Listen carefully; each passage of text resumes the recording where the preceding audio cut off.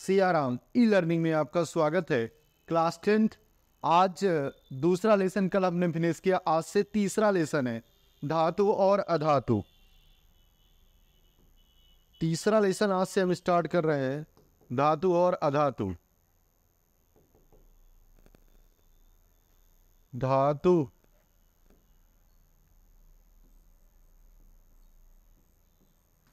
अधातु ये हमारा तीसरा लेसन है आज से, लेसन नंबर 3। इसका इंट्रोडक्शन अगर देखा जाए बहुत ध्यान से, अब तक ज्ञात कितने तत्व आज तक ज्ञात हुए? 118। पूरा पीरियोडिक टेबल जो हमारा बना हुआ है वो पूरा फुलफिल भर चुका है। अब उसमें जगह बाकी नहीं है, मतलब 7 आवर्त और 18 वर्ग पूरे के पूरे भर चुके हैं। अगर अब 119वें तत्व की अगर खोज होती है, 119वें तत्व की अगर खोज होती है तो क्या बनेगा? 8वां आवर्त। क्या बनेगा प्यारे बच्चों? 8वां आवर्त बनेगा। कब? जब 119वें तत्व की क्या होगी? खोज। तो उनमें से 94 तत्व प्राकृतिक रूप में पाए जाते हैं, जो हम खनन द्वारा या किसी और रूप में प्राप्त करते हैं। तो 94 तत्व आपके प्राकृतिक रूप में पाए जाते हैं एवं 24 तत्व मानव निर्मित हैं। 94 आपके प्राकृतिक है, 24 मानव निर्मित है। 4 4 8 9 2 11 118 तत्व टोटल हो गए आपके, अर्थात संश्लेषित, मतलब मानव के द्वारा क्या किए गए हैं? बनाए गए हैं। 94 तत्व आपके प्राकृतिक हैं और जो 24 तत्व बच रहे हैं वो मानव द्वारा निर्मित तत्व है। इनमें से 92 तत्व धातु है, 92 तत्व आपके धातु है। केवल 20 तत्व अधातु हैं। ये 20 या 18 दोनों मिला के 18 तत्व अधातु हैं। सबसे छोटा समूह उपधातुओं का है, जिसमें केवल 8 सदस्य पाए जाते हैं। सबसे छोटा समूह जो होगा वो किसका है? उपधातुओं का, जिनमें टोटल 8 सदस्य पाए जाते हैं। तो ये धातु अधातु और उपधातु का इंट्रोडक्शन था। तो टोटल अगर देखा जाए हमारे नेचर में, हमारी प्रकृति में, तो 92 तत्व धातुएं होती हैं, 20 तत्व आपके अधातु हैं और 8 तत्व आपके उपधातु हैं। तो अगर हम सभी के भौतिक गुणों की तुलना करें प्यारे बच्चों, अगर सभी के हम भौतिक गुणों की तुलना करें यहाँ पे, तो आप बहुत ध्यान से देखिएगा। पहला क्या होगा? धातु। पहला नंबर क्या होगा आपका? धातु। हमारे दैनिक जीवन में सोना, तांबा, सोने का संकेत Au, तांबे का Cu, कॉपर, एल्यूमिनियम का Al, लोहे का Fe आदि धातुओं का उपयोग बहुत देखने को मिलता है। हम उनके कुछ विशिष्ट लक्षणों द्वारा उनकी पहचान कर सकते हैं। इनमें से प्रत्येक कठोर एवं चमकदार होती हैं। इन पर बल लगाने से इनका आकार बदला जा सकता है, जैसे इनको हथौड़े से पीटने पर इनकी चादर बनाई जा सकती है या इनके तार खींचे जा सकते हैं। तो बहुत ध्यान से देखिएगा, कुछ हम बता दें आपको धातुओं के बारे में। कुछ अगर बताया जाए धातुओं के बारे में, तो हम अगर डिस्कशन करें धातुओं के बारे में,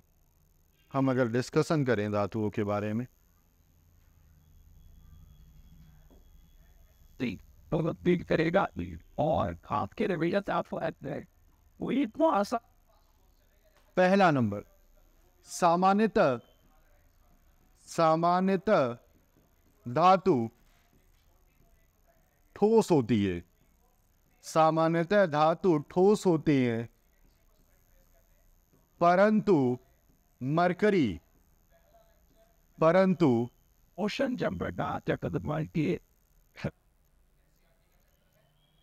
मरकरी जिसका संकेत होता है बेटा Hg, द्रव रूप में पाई जाती है। द्रव रूप में पाई जाती है। That's clear. सामान्यतः धातुएं किस रूप में होती है? ठोस के रूप में। आपने लोहा देखा है, आपने तांबा देखा है, आपने जिंक देखा है, आपने सोना देखा है, आपने चांदी देखा है, आप एलाट आप धातुओं को, आपने एल्यूमिनियम देखा है, जिसके हम तार बनाते हैं, वो भी किस में पाई जाती हैं? ठोस में। परंतु अकेली धातु है मरकरी, जिसका संकेत है Hg, वो किस रूप में पाई जाती है? द्रव रूप में पाई जाती है। दूसरा अगर देखा जाए, इनमें चमक होती है, इनमें चमक होती है,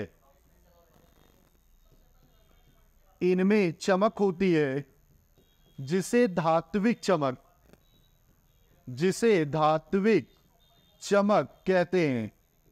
इनमें चमक होती है जिसे धात्विक चमक कहते हैं। He's pretty well to the on there one night. सोना, सोना, Direct string the subject you got to jump it up by up. सोना, इसका संकेत होगा बेटा Au, आराम इसको बोलते हैं। सबसे चमकीली धातु है, सबसे चमकीली धातु है। She artist in this is pretty well there. अतः इसका उपयोग, अतः इसका उपयोग आभूषण बनाने में, अतः इसका उपयोग आभूषण बनाने में किया जाता है। अतः इसका उपयोग आभूषण बनाने में किया जाता है। आपने देखा होगा हम मैक्सिमम सोने के ये आभूषण क्या करते हैं? खरीदने का काम करते हैं और पहनते भी हैं, क्योंकि उसमें लाइट पड़ते ही वो चमक पड़ता है, चमक उड़ता है और किसी का भी ध्यान अपनी तरफ क्या करता है? आकर्षित करने का कार्य करता है। तीसरा, इन्हें पीटने पर, इन्हें पीटने पर फैल जाती हैं, इन्हें पीटने पर फैल जाती हैं, अर्थात आघात वर्ध्य होती हैं, अर्थात आघात वर्ध्य होती हैं। Not clear? इन्हें पीटने पर क्या करती हैं? ये फैल जाती हैं, अर्थात आघात वर्ध्य होती है। आपने देखा होगा हम लोहे को पीटते रहते हैं तो वो जिस आकृति में हम उसे डालना चाहे उस आकृति में वो परिवर्तित हो जाते हैं, सीट वगैरह का निर्माण करने का कार्य करते हैं। चौथा, ये तन्य होती है, ये तन्य होती है। इस गुण को तन्यता कहते हैं, इस गुण को तन्यता कहते हैं,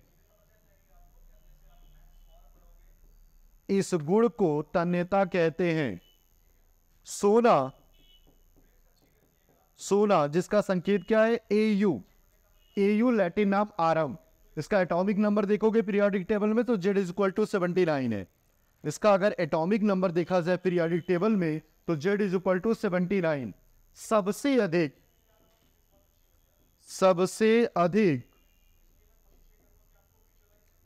तन्य धातु है, सबसे अधिक तन्य धातु है, सबसे अधिक तन्य धातु है। 1 ग्राम सोने से, 1 ग्राम सोने से 2 किलोमीटर लंबा, 1 ग्राम सोने से 2 किलोमीटर लंबा तार बनाया जा सकता है, तार बनाया जा सकता है।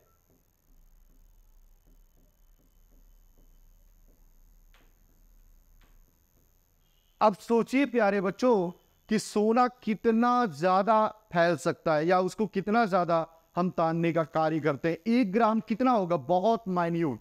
और अगर उसको हम तारे या उसको पीटे इस तरह से कि वो तार के रूप में रूपांतरित करते जाए तो 2 किलोमीटर, मतलब हम देख सके या ना देख सके, लेकिन वो टूटेगा नहीं, इतना लंबा होता जाएगा। इसलिए सोना सबसे अधिक तन्य धातु है। पांचवा अगर देखें, धातुएं उष्मा व विद्युत की सुचालक होती हैं, सुचालक होती है।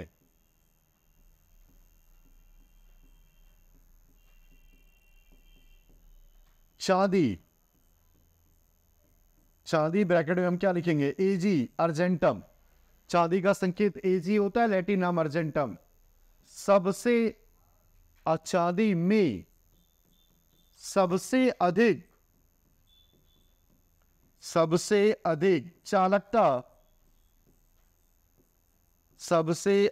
चालकता पाई जाती है।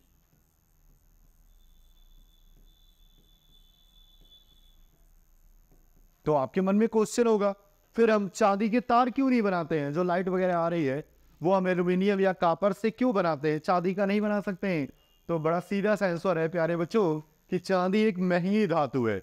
चांदी एक क्या है, महंगी धातु है। अगर हमने बना भी दिया तो सुबह मान लीजिए उसका वायर हमने लगाया, शाम को लगाया और सुबह तक वो क्या होगा, गायब हो जाएगा। इसलिए चांदी का उपयोग वायर बनाने में कभी भी नहीं करते हैं, क्योंकि चांदी एक आभूषण बनाने में यूज होता है और एक महंगी धातु के रूप में उपयोग करते हैं। और दूसरा, अगर चांदी का तार हम बनाना स्टार्ट करेंगे तो उसकी कीमत कितनी होगी, वो इतनी ज्यादा महंगी हो जाएगी कि लोगों के खरीदने की बस की बात नहीं रह जाएगी। भले ही चाणक्यता चांदी में सबसे अधिक पाई जा रही है, लेकिन उसका उपयोग तार बनाने में नहीं कर सकते हैं।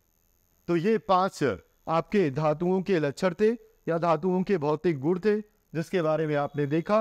वो ठोस होते हैं, चमक पाई जाती है, इन्हें पीटने पर फैल जाते हैं, और ये क्या होती है, तन्य धातु के रूप में पाए जाते हैं। परंतु लेड को पीबी कहते हैं, परंतु लेड पीबी उष्मा के कुचालक होते हैं। उष्मा के कुचालक होते हैं। बैटरी का जो प्लेट है वो लेड या शीशा का बना होता है और उसमें चालकता नहीं होती है। उसमें जब तक हम वैद्युत अपघट्य H2SO4 नहीं मिलाएंगे तब तक वो चालकता प्रदर्शित करने का कार्य नहीं करेगा।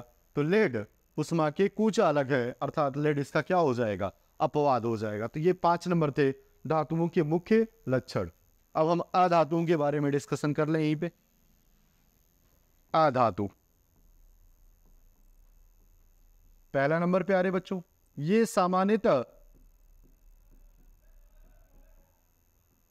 सामान्यतः ठोस व गैस अवस्था में पाई जाती हैं। ठोस व गैस अवस्था में पाई जाती हैं, परंतु ब्रोमीन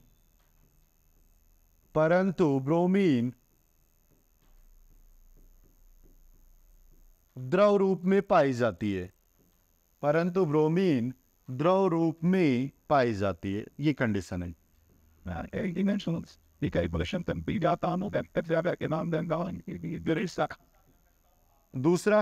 दूसरा बहुत ध्यान से देखिएगा, ये पीटने पर टूट जाती है। अगर इन्हें पीटा जाए तो ये टूट जाएंगी। ये पीटने पर टूट जाती हैं। इस गुण को भंगुर कहते हैं। जैसे वहां पे आघात वर्ध था, उसी प्रकार यहां भंगुर कहलाता है। इस गुण को भंगुर कहते हैं। जिन्हें पीटने पर क्या करेंगे, ये टूट जाते हैं। तीसरा अगर देखा जाए, ये तन्य नहीं होते हैं। चौथा, इनमें चमक नहीं पाई जाती। इनमें चमक नहीं पाई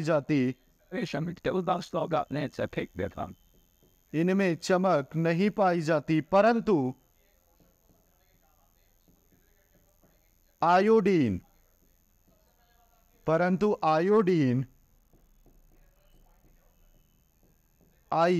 एक चमकीली,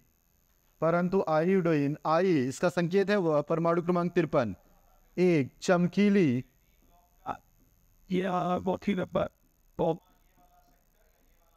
अधातु है। एक चमकीली अधातु है। ये सामान्यतः ये और अच्छा इसके साथ आते ये सामान्यतः ऊष्मा व विद्युत के कुचालक होते हैं। ऊष्मा व विद्युत के is a long in what age in saying is कुचालक होते हैं। I don't know a bit of money up very well sees open कुचालक होते हैं, परंतु परंतु कार्बन का अपरूप ग्रेफाइट जो पेंसिल की नोक में पाया जाता है, परंतु कार्बन का अपरूप ग्रेफाइट ऊष्मा व विद्युत का सुचालक होता है। ऊष्मा व विद्युत का सुचालक होता है। well is he like is it you said murder about it that's clear. तो ये प्रॉपर्टीज होती है अधातुओं की। ये सामान्यतः ठोस व गैस अवस्था में पाई जाती हैं, परंतु ब्रोमीन संकेत Br द्रव रूप में पाई जाती है। ये पीटने पर टूट जाते हैं। इस गुण को भंगुर कहते हैं। ये तन्य नहीं होते, मतलब इन्हें तान कर हम तार में परिवर्तित नहीं कर सकते। इनमें चमक नहीं पाई जाती है, परंतु अपवाद है। कौन? आयोडीन। आयोडीन एक चमकीली अधातु है। अगला क्या है? ये सामान्यतः ऊष्मा व विद्युत के कुचालक होते हैं, परंतु कार्बन का अपरूप ग्रेफाइट ऊष्मा व विद्युत का क्या होता है? सुचालक होता है। आप कॉपी पेपर लेके बैठे हैं तो उसको नोट कर लीजिएगा। what they will know that people do it but they will know that people here is where they're not together and like you will go very well how that was the down to the sky and one day yeah so it makes you say no what's your but straight songs about that then I was on his good songs that he here today but tell me to be shadowist धातु अभी आपको बताया गया यहाँ पे क्या condition आ रही है, कैसे हो रहा है। तो वे तत्व अधातु कहलाते हैं। ये सामान्य अभिक्रियाओं में इलेक्ट्रॉन का क्या करते हैं? ग्रहण करते हैं। और अगर हम धातुओं की प्रॉपर्टीज लें तो ये सामान्यतः क्या करते हैं? इलेक्ट्रॉनों का त्याग करते हैं। ये सामान्यतः इलेक्ट्रॉनों का त्याग करते हैं। धातुएं सामान्यतः इलेक्ट्रॉनों का त्याग करते हैं। देख लीजिए आराम से। एल्यूमिनियम भी इलेक्ट्रॉन का क्या कर रहा है? त्याग कर रहा है।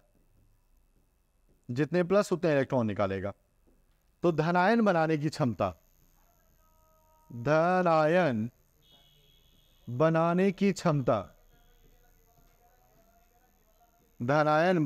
क्षमता क्या कहलाती है? धातु। अपवाद कौन है? हाइड्रोजन। हाइड्रोजन को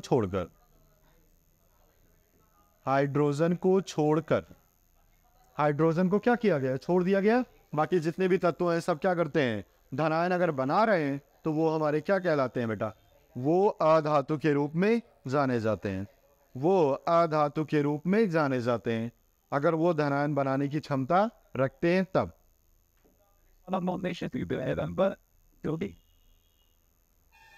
then get it अब अधातु का मतलब ये इलेक्ट्रॉन को क्या करते हैं? ग्रहण करने की क्षमता रखते हैं। जैसे Cl का परमाणु क्रमांक 17, 2, 8 और 7। इसका इलेक्ट्रॉनिक कॉन्फ़िगरेशन, इसका इलेक्ट्रॉनिक विन्यास 2, 8, 7। अब ये अगर एक इलेक्ट्रॉन ग्रहण कर ले तो अष्टक को क्या करेगा? पूरा करने का कार्य करेगा। इसलिए प्यारे बच्चों Cl प्लस इलेक्ट्रॉन, एक इलेक्ट्रॉन ये ग्रहण किया है। ग्रहण करने की क्षमता क्या कहलाती है? अधातु, जिसके कारण ये माइनस आयन देते हैं। ऑक्सीजन देखा जाए, ऑक्सीजन 2 इलेक्ट्रॉन को ग्रहण करेगा, इसलिए ऑक्सीजन के ऊपर क्या आ जाएगा? 2-। तो ये कंडीशन है कि ऑक्सीजन 2 इलेक्ट्रॉन ग्रहण करके क्या करता है? 2- देने का कार्य करता है। ध्यान से देख के नोट कर लीजिएगा। एग्जाम्पल भी लिखा हुआ है। Carbon, iodine, oxygen. कार्बन का अगर संकेत देखा जाए तो क्या होगा? C, आयोडीन का I, ऑक्सीजन का O, हाइड्रोजन का H, नाइट्रोजन का N। कार्बन का परमाणु क्रमांक कितना होगा प्यारे बच्चों?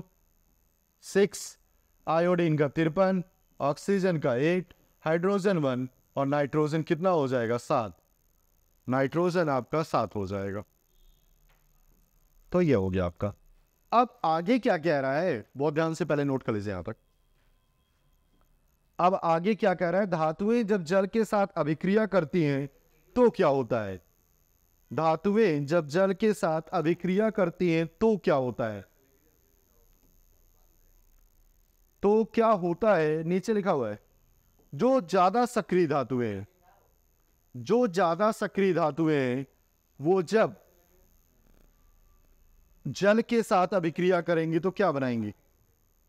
वे जब जल के साथ अभिक्रिया करेंगी तो क्या बनाएंगी, ऑक्साइड बनाती हैं। और जब कम सक्रिय धातुएं जल के साथ अभिक्रिया करें, जो ज्यादा सक्रिय धातुएं होंगी वो जब जल के साथ अभिक्रिया करेंगी तो क्या बनाएंगी, हाइड्रोक्साइड। और जो कम सक्रिय धातुएं होंगी वो जब जल के साथ अभिक्रिया करेंगी तो क्या बनाएंगी, ऑक्साइड। जैसे एग्जाम्पल देखा जाए, अगर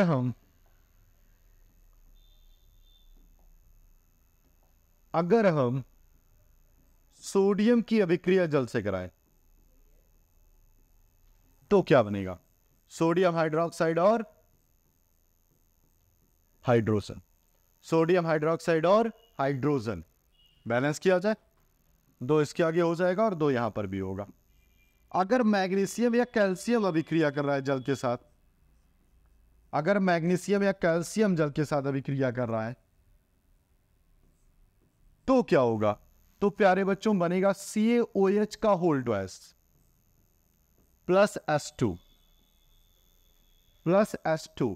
तो ऐसी कंडीशन आ रही है, मतलब धातु हाइड्रोक्साइड बन रहा है और हाइड्रोजन यहां से निकल रहा है। धातु हाइड्रोक्साइड बन रहा है और हाइड्रोजन यहां से क्या कर रहा है, निकल रहा है। लेकिन अगर कम सक्रिय धातु है, जैसे हमने एल्यूमिनियम ले लिया, एल्यूमिनियम अगर जल में डाला जाए या जल से अभिक्रिया कराई जाए तो ये ऑक्साइड बनाते हैं, Al2O3 plus S2, Al2O3 plus S2, 3 oxygen, यहां 2 हाइड्रोजन। तो क्या करेंगे, यहां पे 3 लगा दे, 3 दूना 6, 3 दूना 6, 2 एल्यूमिनियम लिख लो। अगर अगला देखें, आयरन की अभिक्रिया अगर जल से कराए तो क्या बनाएगा, Fe2O3, फेरिक ऑक्साइड, Fe2O3 जिसे हम बोलते हैं फेरिक ऑक्साइड। और कौन सी गैस निकालेगा, हाइड्रोजन। कौन सी गैस निकलेगी, हाइड्रोजन। बैलेंस किया जाए प्यारे बच्चों, 3 दूना 6, 3 दूना 6 और यहां पर भी क्या आ जाएगा, 2। इस प्रकार धातुएं जल से क्या करती है, अभिक्रिया करने का कार्य करती हैं। धातुएं अम्लों से अभिक्रिया करती हैं। क्या होता है जब धातुएं अम्लों से अभिक्रिया करती हैं, तो धातु जब भी अम्ल से अभिक्रिया करेगा तो किससे करेगा, तनु अम्ल से। और ये परिवर्तित होंगे लवण और हाइड्रोजन में। जैसे एक छोटा सा एग्जांपल देते हैं हम आपको, Fe plus H2SO4, Give that on his ass not to go in a car out hit then he's able to get it. H2SO4, iron hydrogen को क्या किया, विस्थापित किया, तो क्या बन गया, FeSO4 plus hydrogen, FeSO4 plus hydrogen बन गया। लवण भी बना और हाइड्रोजन गैस भी क्या कर रही है, निकलने का कार्य कर रही है। दूसरा अगर देखा जाए,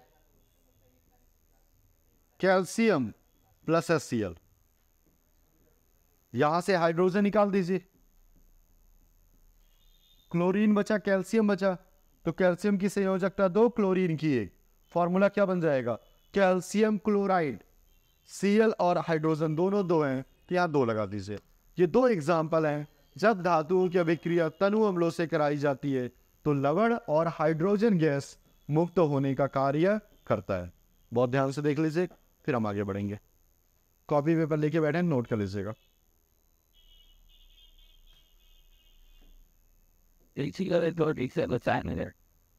अगला टॉपिक है आपका सक्रियता श्रेणी। सक्रियता श्रेणी धातुओं को उनकी सक्रियता के आधार पर, धातुओं को उनकी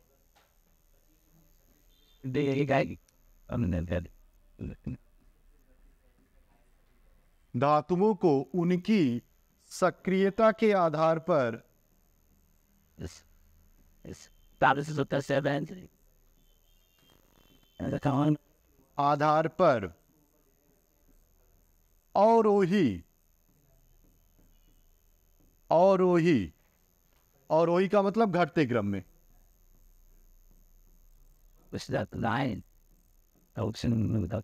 अवरोही घटते अवरोही क्रम में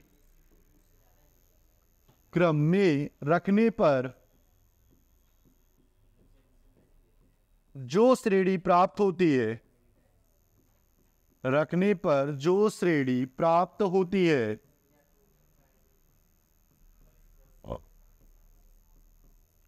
उसे सक्रियता श्रेणी कहते हैं,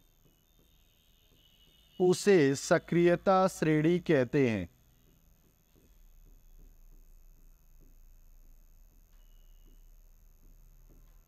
उसे सक्रियता श्रेणी कहते हैं। तो ये हो गया आपका धातुओं को उनकी सक्रियता के आधार पर अवरोही का मतलब घटते क्रम में रखने पर जो श्रेणी प्राप्त होती है उसे सक्रियता श्रेणी कहते हैं। ये नीचे आपको आपके पास धातुओं को रखा हुआ है, बहुत ध्यान से आप देख सकते हैं उन्हें। ऊपर से नीचे ये घटता हुआ क्रम है, मतलब सबसे अधिक सक्रिय धातु कौन सी होगी? Potassium. Potassium is a greatest, किससे? गोल्ड से। तो पोटेशियम सबसे सक्रिय, उसकी अपेक्षा कम कौन होगा? सोडियम। सोडियम से कम कैल्शियम, कैल्शियम से कम मैग्नीशियम, मैग्नीशियम से कम एल्यूमिनियम बेटा, एल्यूमिनियम से कम जिंक, जिंक से कम कौन होगा? आयरन, और आयरन से कम कौन है? Lead, PB.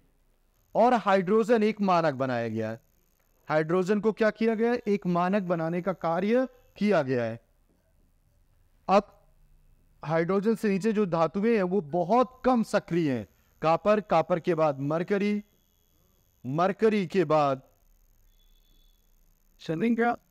एक सेकंड, कापर, फिर मरकरी, फिर आपका सिल्वर, गोल्ड से पहले सिल्वर है, फिर लास्ट में आपका क्या आ गया? गोल्ड। तो अगर आपसे पूछा जाए सक्रियता श्रेणी में सबसे अधिक सक्रिय धातु कौन है, तो आप बताओगे पोटेशियम। और अगर पूछा जाए सक्रियता श्रेणी में सबसे कम सक्रिय धातु कौन सी है, तो आप बताओगे गोल्ड। गोल्ड सबसे कम सक्रिय है और पोटेशियम सबसे अधिक सक्रिय है।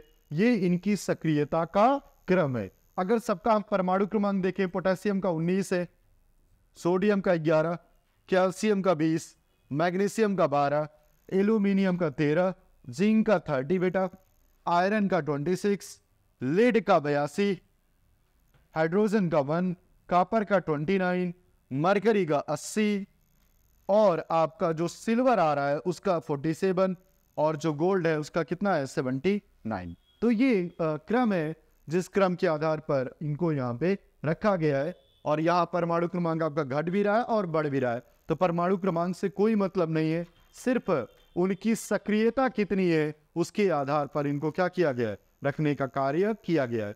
तो अगर ऊपर से हम नीचे जा रहे हैं तो इनकी सक्रियता क्या कर रही है? घट रही है। इस चार्ट के माध्यम से हमने उसे क्या किया? समझाने का कार्य किया। हाइड्रोजन से नीचे 4 धातुएं हैं बेटा, कॉपर, मरकरी, सिल्वर और गोल्ड। ये सबसे कम सक्रिय है। और हाइड्रोजन के ऊपर लेड, आयरन, जिंक, एल्यूमिनियम, ये चारों सोडियम, पोटेशियम, कैल्शियम, मैग्नीशियम की अपेक्षा थोड़ा कम सक्रिय धातुएं होती हैं। नोट कर लीजिएगा।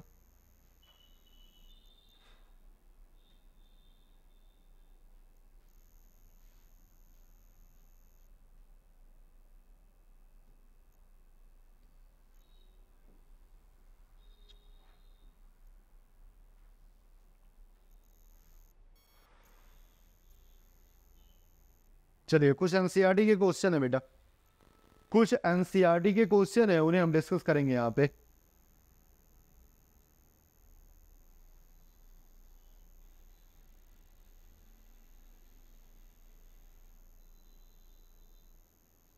बहुत ध्यान से देखिएगा क्वेश्चन। पहला क्वेश्चन क्या है? इन अभिक्रियाओं के लिए समीकरण लिखिए। ये सारे क्वेश्चन एनसीईआरटी के हैं। NCERT। इन अभिक्रियाओं के लिए समीकरण लिखिए। पहला क्या है? भाप के साथ आयरन। चलो थोड़ा लंबा है, समझेंगे।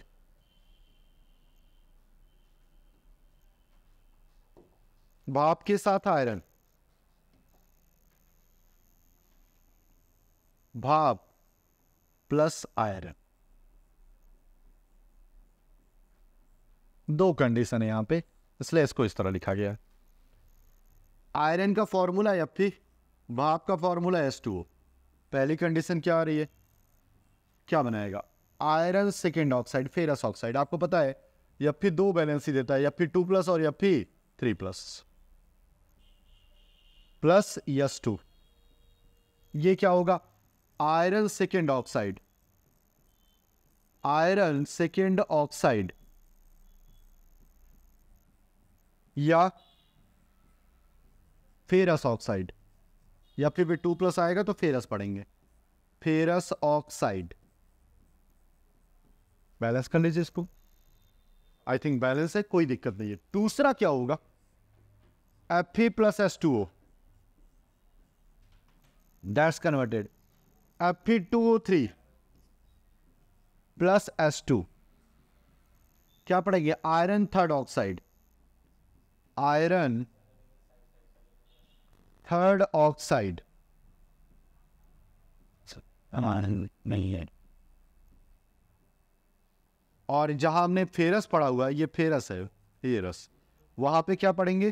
Ferric oxide, ferric oxide.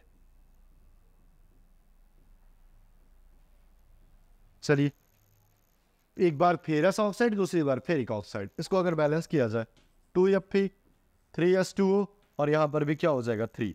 अब दोनों रिएक्शंस को अगर हम जोड़ दें, दोनों रिएक्शंस को अगर हम जोड़ें या ऐड के फॉर्म में लेके जाएं, अगर दोनों रिएक्शन को हम जोड़ें या ऐड के फॉर्म में लेके जाएं, या ऐड के फॉर्म में लेके जाएं, 3Fe प्लस 4H2O,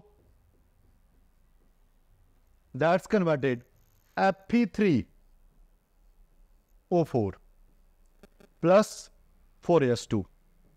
ये हमारा कंप्लीट रिएक्शन यहां पे प्राप्त होता है। इसको क्या पढ़ेंगे? आयरन सेकेंड थर्ड, दोनों है इसी में, oxide, iron second third oxide, दोनों एक ही में है, इसलिए दोनों के एक साथ हम क्या करेंगे? पढ़ने का कार्य करेंगे। ध्यान से नोट कर लीजिएगा।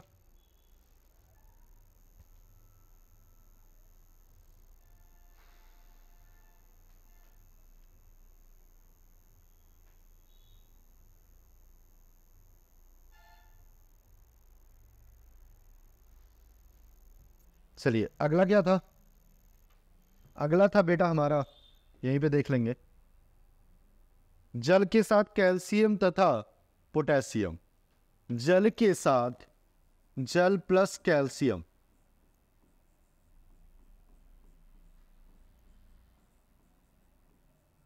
ले लीजिए आराम से। कैल्शियम पहले Ca प्लस H2O क्या बनाएगा? अभी आपको करवाया गया था CaOH का whole twice plus H2, CaOH का whole twice plus H2। Hydrogen यहां 2 दूना 4, इसके आगे भी क्या ले लेंगे? 2। ऑक्सीजन आपका बैलेंस हो गया। तो ये कंडीशन होती है जब जल प्लस कैल्शियम किया जाए। अगर जल प्लस पोटेशियम लिखा जाए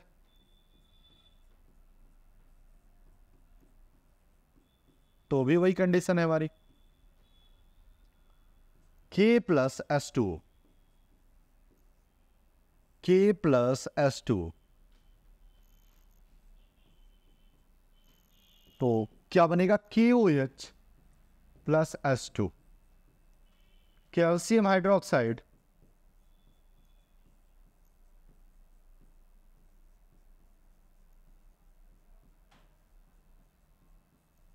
और ये क्या हो जाएगा? Potassium hydroxide.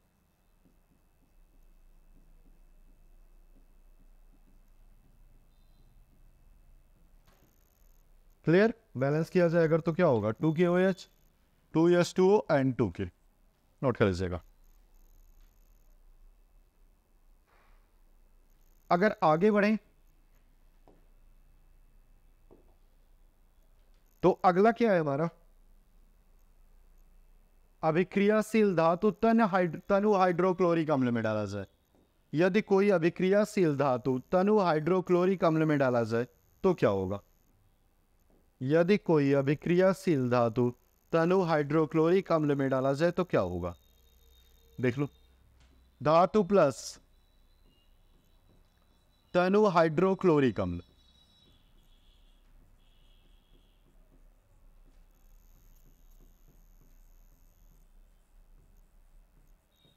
क्या बनेगा? लवण। और कौन सी गैस निकलेगी प्यारे बच्चों? Hydrogen gas. कौन सी गैस निकलेगी? Hydrogen gas.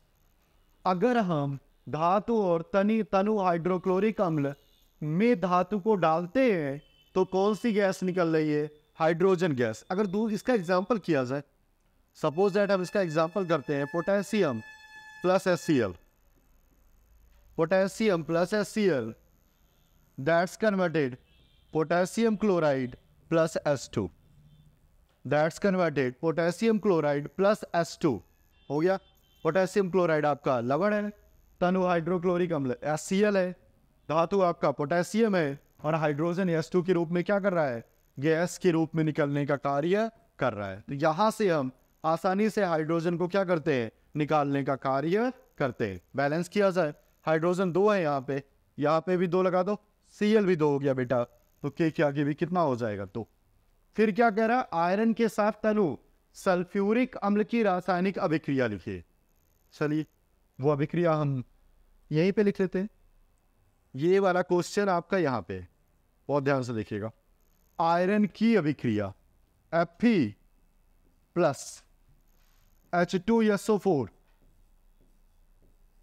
कर लीजिए। Fe हाइड्रोजन को रिप्लेस करेगा तो क्या बनेगा? FeSO4 plus hydrogen. हाइड्रोजन किसके रूप में जाएगा? गैस के रूप में जाएगा। और ये FeSO4 को क्या पढ़ेंगे? Ferrous sulphate. FeSO4 को क्या पढ़ेंगे? Ferrous sulphate. That's clear. Next अगर देखा जाए, ये जिंक है, जिरकनी जिंक है। ये वाला क्वेश्चन अगर यहां देखें 5वां, जिंक को आयरन सेकेंड सल्फेट, जिंक का संकेत जेडियन, आयरन सेकेंड सल्फेट या FeSO4 के विलयन में डालने से क्या होता है? इसकी रासायनिक अभिक्रिया लिखिए। जिंक को अगर आयरन सल्फेट के विलयन में डाला जाए, पहले तो ये चेक कर लो, सक्रियता श्रेणी में जिंक ऊपर है कि आयरन ऊपर है? सक्रियता श्रेणी में जिंक ऊपर है या आयरन ऊपर है? आराम से, जिंक आपका ऊपर है और आयरन नीचे है। ये अर्थात जिंक आयरन को उसके लवण के विलयन से क्या करता है? विस्थापित करने का कार्य करता है। इसका रूल है प्यारे बच्चों कि जो धातुएं ऊपर की तरफ होंगी वो नीचे की धातुओं के लवणों से उन्हें क्या करती है? विस्थापित करने का कार्य करती है। जिंक आपका ऊपर है और आयरन नीचे है, इसलिए जिंक आयरन के लवण में से आयरन को क्या करेगा? विस्थापित करने का कार्य करता है। चलिए आगे चलते हैं।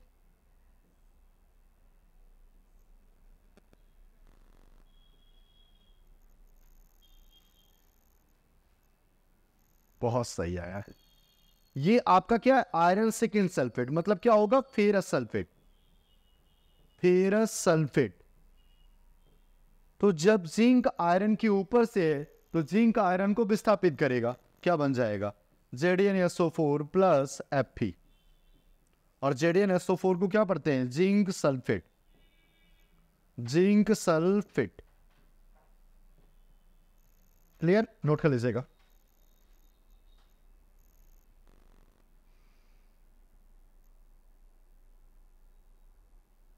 आगे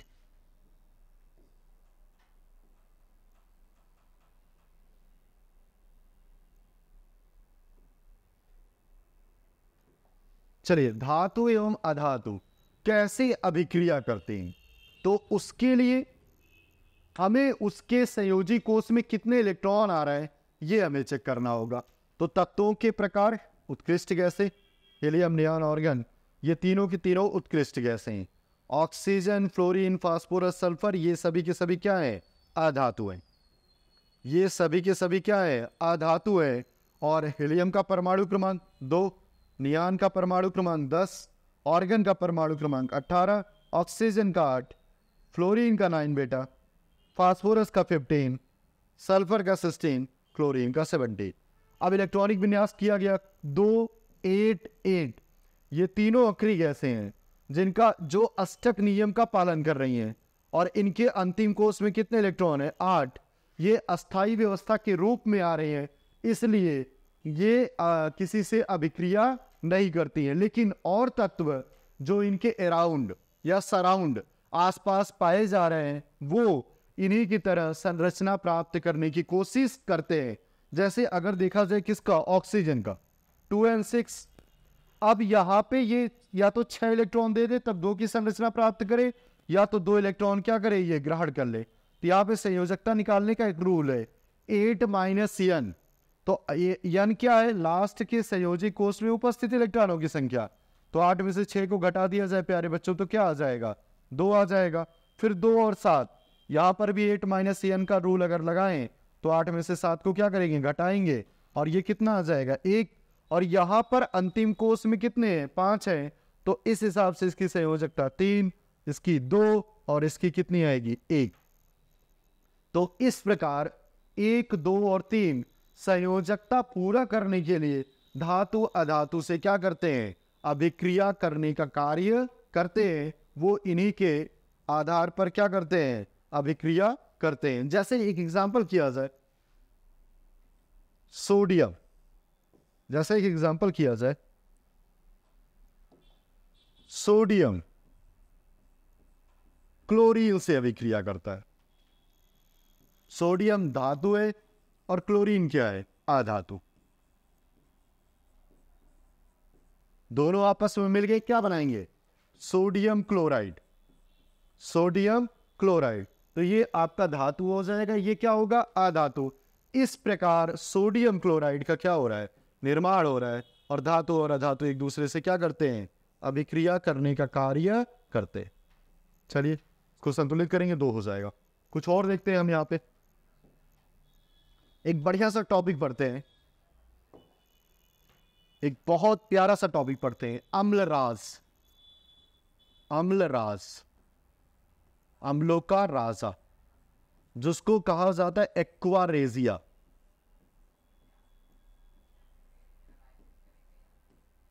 पहले के टाइम में बेटा हमारे घर पे सोनार आते थे। वो क्या करते थे? वो कहते थे हमारे पास एक सलूशन है, उस सलूशन में अगर सोने और चांदी के आभूषण को डाल दिया जाए तो आपका आभूषण पहले की तरफ क्या करेगा? चमकने का कार्य करेगा। वो जैसे ही उसमें डाला जाएगा, वो तुरंत उसमें से निकालेंगे तो वो उसमें से जितनी भी गंदगी होगी वो उसको क्या करेगा? एब्जॉर्ब करने का कार्य करेगा। और वहां से जब हमने आभूषण को निकाला तो वो चमकने तो लगा, लेकिन उसका भार क्या हो गया बेटा?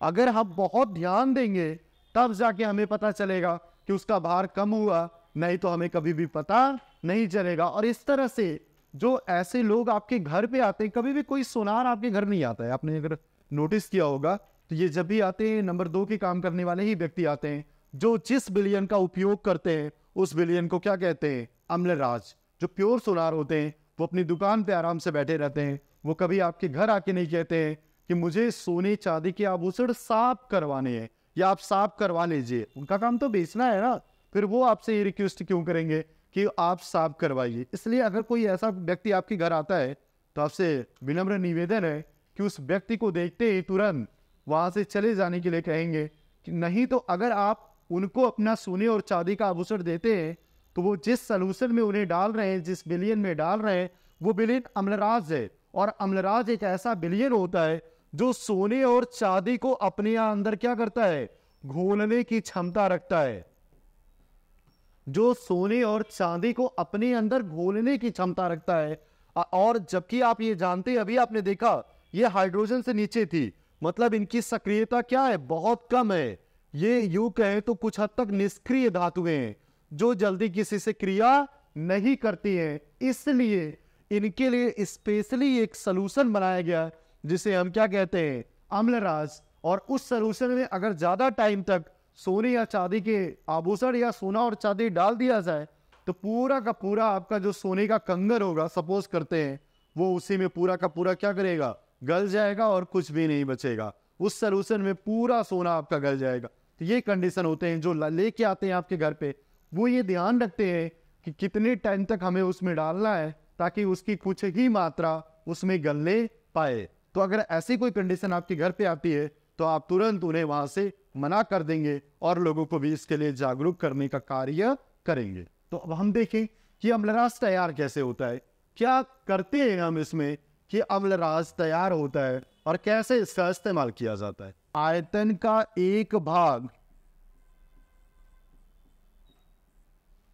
सांद्र नाइट्रिक अम्ल, सांद्र नाइट्रिक अम्ल, फॉर्मूला HNO3 है, मैं नाम भी लिख दे रहा हूं, सांद्र नाइट्रिक अम्ल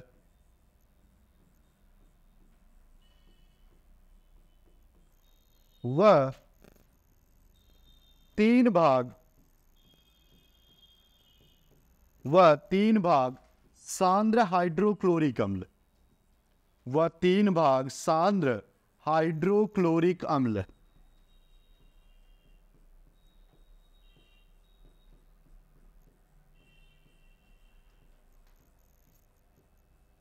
मिलाने पर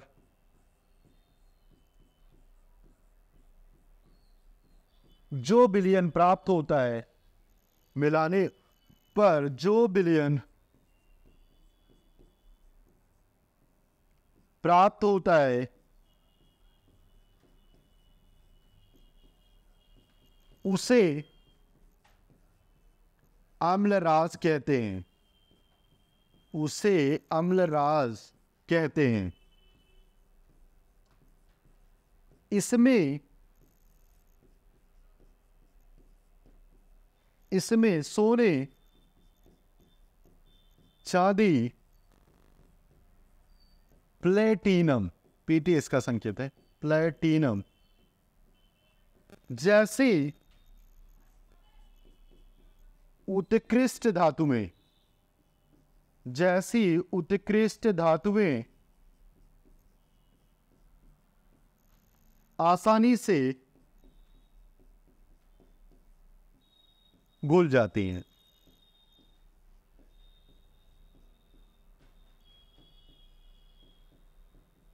दैट्स क्लियर। तो ये कंडीशन होती है, इसी को अम्लराज कहते हैं, क्वारेजिया कहते हैं या अम्लों का राजा कहते हैं। एक भाग हमने क्या लिया, HNO3 प्यारे बच्चों, 3 भाग हमने क्या लिया, HCl। अब ये जब कन्वर्ट होंगी क्या बनाएंगी, NOCl plus Cl2 plus 2S2O plus 2S2O।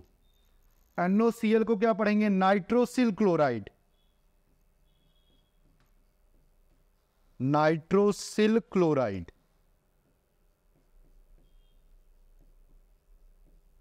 Cl2 chlorine gas के रूप में है और H2O क्या करेगा, जल बनाएगा। आप देख लीजिए संतुलित है कि नहीं, नाइट्रोजन अकेला, नाइट्रोजन अकेला बेटा, 3 हाइड्रोजन 1 4 4 हाइड्रोजन, 2 दूना 4। ऑक्सीजन कितना है, 3 है, यहां पर 1 ऑक्सीजन और यहां पर कितना हो गया, 2 ऑक्सीजन, 2 1 3। तो इस तरह से ये समीकरण भी संतुलित है। तो ये अम्लराज होता है, इसी का सलूशन, मतलब 3 भाग हम सांद्र हाइड्रोक्लोरिक अम्ल और 1 भाग सांद्र नाइट्रिक अम्ल, दोनों को एक दूसरे में मिला दिया जाए तो उसके पश्चात जो सलूशन हमें प्राप्त होता है या जो विलयन हमें प्राप्त होता है, उस विलयन को हम क्या कहते हैं, अम्लराज या एक्वारेजिया कहा जाता है। आशा ही नहीं पूर्ण विश्वास है आपको आज के सारे टॉपिक समझ में आए होंगे। नया लेसन स्टार्ट हुआ है, नए दिन की तरह से, नए रूप में। आप फोकस करिएगा, अच्छे से पढ़ने की कोशिश करिएगा। यूपी बोर्ड की परीक्षाओं में आपको टॉप होने से कोई रोक नहीं सकता है। Thank you so much.